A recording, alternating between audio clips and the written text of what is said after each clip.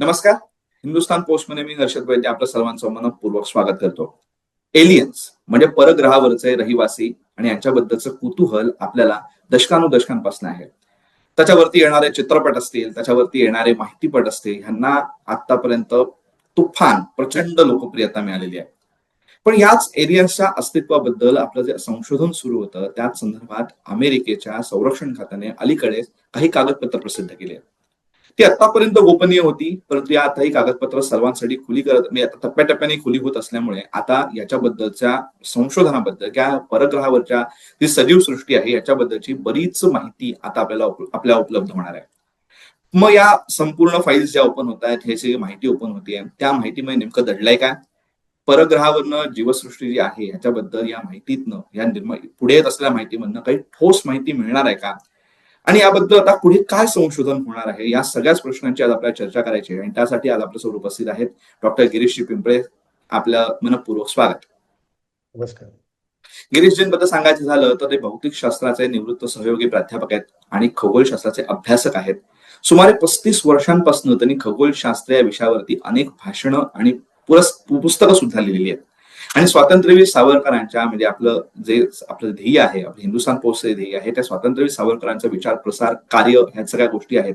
त्यांच्यासाठी ते 40 वर्षांपासून काम करत आहेत. सावरकरांच्या विचारांचा प्रसार करण्यासाठी ते काम करत आहेत. तर असं एक बहुआयामी व्यक्तिमत्व आपल्याला लाभलं आहे. तर त्यांच्याशी आपण मुलाखतीला सुरुवात करूया. सर, मला पहिलाच प्रश्न तुम्हाला असा आहे की सध्या जे युएफओ फाईल्स ओपन होत आहेत, सगळ्या ज्या हळूहळू ओपन व्हायला लागलेल्या आहेत, यामध्ये नेमकं दडलंय काय आणि या खरंच खूप धक्कादायक माहिती समोर आणणार आहेत का? आपल्याला काय वाटतं? या आता युएफओच्या फाईल्स अमेरिकेने प्रसिद्ध केलेल्या आहेत, त्या इतके दिवस गोपनीय होत्या आणि जवळजवळ 4 दशक त्यांनी या विषयाचा वेध घेतलेला आहे. आणि या युएफओ संबंधात म्हणजे उडत्या तबकड्या आपण ज्याला मराठीत म्हणतो, तर अशा या वस्तूंबाबत त्यांनी 4 दशकांपासून प्रयत्न केलेले आहेत. तर त्या संबंधीच्या या ज्या सगळ्या फाईल्स आहेत त्या आतापर्यंत अमेरिकेने प्रसिद्ध केलेल्या नव्हत्या, अमेरिकेच्या संरक्षण खात्याने. पण आता अलीकडेच त्यांनी त्या प्रकाशित केलेल्या आहेत, म्हणजे आता त्या सार्वजनिक केलेल्या आहेत. आणि आत्ताच्या पहिल्या टप्प्यामध्ये त्यांनी 161 फाईल्स या सार्वजनिक केलेल्या आहेत. परंतु त्यांच्या वेबसाईटवरती त्यांनी असं सांगितलं आहे की यापेक्षाही अजून बरीच माहिती आमच्याजवळ आहे आणि ती आम्ही टप्प्याटप्प्याने प्रकाशित करणार आहोत. या फाईल्समध्ये काही कागदपत्र आहेत, त्याच्यानंतर काही फोटोग्राफ्स आहेत, काही लोकांच्या मुलाखती आहेत.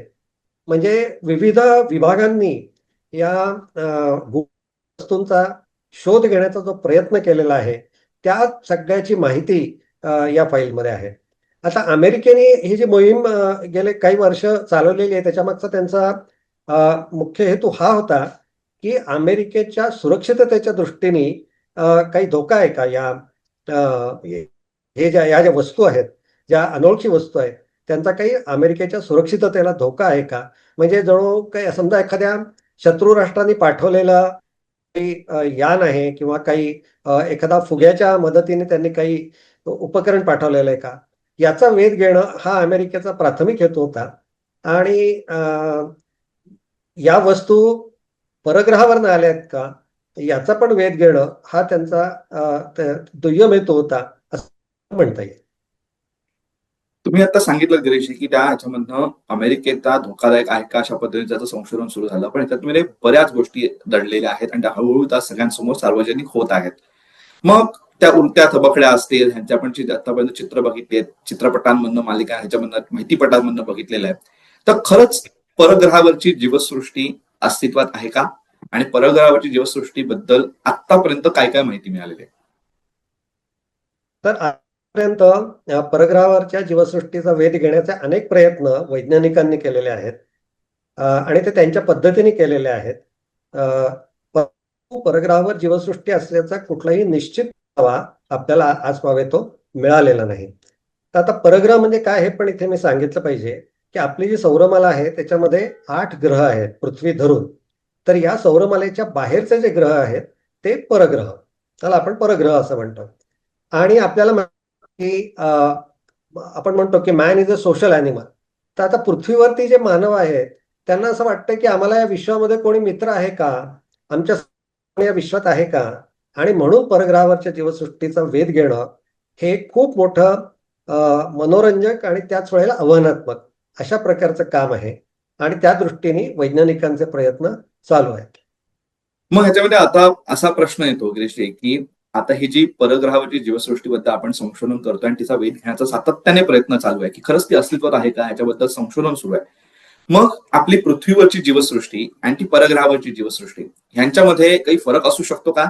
आणि ह्या दोघांच्या संघर्षाबद्दल सातत्याने आपल्याला चित्रपटांमधनं वगैरे आपल्याला सांगितलं जातं की दोघांमध्ये संघर्ष होणार आहे आणि त्याच्या गोष्टी होणार आहेत. तर याच्याबद्दल आम्हाला या दोन गोष्टींबद्दल, हे खरंच संघर्ष होऊ शकतो का ह्याच्याबद्दल, आणि या जीवसृष्टी आणि दोघांमधला फरक, या दोन गोष्टींबद्दल आम्हाला सविस्तर सांगा.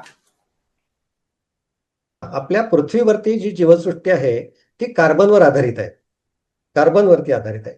तर आता परग्रहावरची जीवसृष्टी तशीच असेल असं काही आपल्याला येत नाही. कदाचित ती सिलिकॉन सारख्या एखाद्या मूलद्रव्यावरती सुद्धा अवलंबून असेल. आपल्याला प्राणवायू लागतो, कदाचित त्या जीव दुसरा एखादा वायू, समजा मिथेन सारखा वायू आहे किंवा कार्बन डायऑक्साईड सारखा वायू आहे, त्याची गरज पडत असेल. आज आपल्याला हे मान्य करणं खूप अवघड जातं, कारण आपल्याला असं वाटतं की सजीवांना प्राणवायूच पाहिजे. परंतु आपलं जे ज्ञान आहे ते पृथ्वीपुरतं मर्यादित आहे. तेव्हा पृथ्वीच्या बाहेर जर जीवसृष्टी असेल तर ती कशी असेल याचा आपण काही अंदाज लावू शकत नाही. अशी शक्यता आहे की ती आपल्यापेक्षा प्रगत असेल किंवा आपल्यापेक्षा मागासलेली असेल. तर ती प्रगत असेल तर तिच्याशी आपला संघर्ष होऊ शकतो, म्हणजे ते कदाचित आपल्यावर हल्ला करण्याची शक्यता आहे. तर या दोन्ही तिन्ही शक्यता मध्ये आहेत. आणि म्हणूनच आपल्याला परग्रहावरच्या जीवसृष्टीचा वेध घेण्याचं तेही एक कारण आहे की पृथ्वीला त्यांच्यापासून काही धोका निर्माण होऊ शकतो.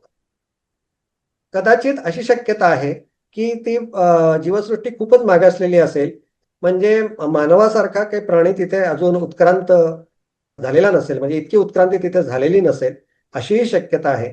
त्यामुळे अगदी सूक्ष्म स्वरूपात जीव असतील किंवा कदाचित थोडे उत्क्रांत झालेले असे असतील, अशा सगळ्या शक्यता त्या बाबतीत आपल्याला विचारात घ्याव्या लागतात. आणि आता जे वैज्ञानिकांचे प्रयत्न चाललेले आहेत ते पृथ्वीसारखे ग्रह आहेत का, अशा दृष्टीने त्यांचे प्रयत्न चालले आहेत. कारण आपल्याला आज हे माहिती आहे की कुठल्या स्थितीत जीव निर्माण होऊ शकतो आणि तो टिकून राहू शकतो, हे आपल्याला पृथ्वीच्या उदाहरणावरनं माहिती आहे. त्यामुळे वैज्ञानिक मुख्यतः पृथ्वीसारखे ग्रह जे आहेत अशा ग्रहांचा विचार आहे. आणि आतापर्यंत जवळजवळ 5,000 पेक्षा जास्त ग्रह सापडलेले आहेत, परंतु त्यापैकी कुठेही जीवसृष्टी असल्याचा पुरावा अजून आपल्या हाती आलेला नाही. परंतु आता हे सगळं, या फाईल्स ज्या ओपन होतात त्याच्याबद्दलची माहिती जी समोर येते की या हळूहळू फाईल्स ज्या आहेत त्यामध्ये काही त्यांनी असं सांगितलं की जे आपल्या अंतराळवेळी जे अवकाशात गेले होते त्यांनी सुद्धा काही गोष्टी बघितल्या होत्या आणि त्यांची निरीक्षणं सुद्धा याच्यामध्ये नोंदवलेली आहेत त्या फाईल्समध्ये. मग आम्हाला असा प्रश्न पडतोय की या उडत्या तबकड्या ह्यांचं रहस्य काय असतं, या उडत्या तबकड्या आपल्याला सातत्याने दाखवल्या जातात, त्यांचं रहस्य काय असतं त्याच्याबद्दल आम्हाला सांगा. दुसरं म्हणजे आतापर्यंत या फाईल्स मधून ज्या ज्या गोष्टी समोर येतात त्याच्याबद्दल अजूनपर्यंत काय काय संशोधन झालं, या परग्रहात जीवसृष्टीबद्दल आतापर्यंत कशा टप्प्याटप्प्याने संशोधन होत गेलं त्याच्याबद्दल आम्हाला सांगा. आणि सगळ्यात महत्वाचं म्हणजे तुम्ही मगापासून आम्हाला सांगत आहात की मानव हा सोशल प्राणी आहे आणि तो आपला भाऊ शोधतोय की आपल्यासारखी आपल्यासारखी गोष्ट शोधतोय. तर याचं महत्व सुद्धा आम्हाला समजावून सांगा. खरंच या संशोधनाचं आपल्यासाठी महत्व काय, अजून याच्यामध्ये आम्हाला सविस्तर होता याच्यापेक्षा, याचं कारण आम्हाला खरंच आपल्या प्रेक्षकांसाठी अतिशय महत्वाचा प्रश्न राहणार आहे. आता या ज्या आहेत तर त्या फाईल्स मध्ये त्यांनी काय केलेलं आहे की त्यांनी कोणत्याही प्रकारचे निष्कर्ष काढलेले नाही. या फाईल्स मध्ये कुठलेही निष्कर्ष काढलेले नाही. त्यांनी जशी माहिती एकत्र झाली, गोळा झाली, ती जशीच्या तशी मांडलेली आहे. आणि त्यांनी असं म्हटलेलं आहे की याचा अभ्यास तुम्ही करा, म्हणजे सर्वसामान्य जनतेने किंवा वैज्ञानिकांनी याचा अभ्यास करावा आणि याच्यातून काय निष्कर्ष निघतात ते पाहावं. म्हणजे आपल्याला त्यांनी निर्णय दिलेला नाही, कुठलाही निष्कर्ष दिलेला नाहीये अमेरिकेच्या संरक्षण खात्याने की या म्हणजे परग्रहावर येणाऱ्या उडत्या तबकड्या आहेत किंवा या इतर ज्या काही वस्तू आहेत त्या काय आहेत, किंवा त्यांनी त्याला फिनॉमेना म्हटलंय, म्हणजे अनॉमलस फिनॉमेना असं त्यांनी नाव दिलंय. अनआयडेंटिफाईड अनॉमलस फिनॉमेना म्हणजे ओळख न पटलेल्या काही घटना, आणि त्या घटना असाधारण आहेत. नेहमी न दिसणाऱ्या, न अहवाला येणाऱ्या अशा त्या घटना आहेत. त्यामुळे त्यांनी अमेरिकेने कुठल्याही प्रकारचा निष्कर्ष हा मांडलेला नाहीये या फाईलमध्ये. त्याचा अभ्यास आता याच्या पुढच्या काळामध्ये करावा लागणार. मग आता या आम्हाला अभ्यासाबद्दल तुम्ही मला सांगितलं की आता पुढच्या काळामध्ये याचा अभ्यास होणार आहे. मग या अभ्यासाची नेमकी दिशा काय असू शकते आणि त्यातनं अजून कुठल्या कुठल्या गोष्टींकडे आपण निष्कर्षापर्यंत आता तरी आपण निष्कर्षापर्यंत पोहोचू शकतो असं तुम्हाला वाटतं का? आता कसं आहे की ह्या ज्या फाईल्स आहेत त्या अमेरिकेच्या संरक्षण खात्याने प्रसिद्ध केलेल्या आहेत. आणि या ज्या अनोळखी वस्तू आहेत त्यांचा वेध घेण्याचा त्यांनी जो प्रयत्न केला आहे तो त्यांनी पूर्णपणे वैज्ञानिक मार्गाने केला असेल असं मला वाटत नाही. कारण विज्ञानामध्ये एखादा शोध लावण्यासाठी, एखाद्या वस्तूचा वेध घेण्यासाठी एक निश्चित पद्धती आखून दिलेली आहे. आणि त्या पद्धतीने गेल्यानंतर जे काही निष्कर्ष येतात त्यावरूनच वैज्ञानिक हे ठरवू शकतात की अशा प्रकारच्या वस्तू परग्रहावरनं आलेल्या आहेत किंवा नाहीत.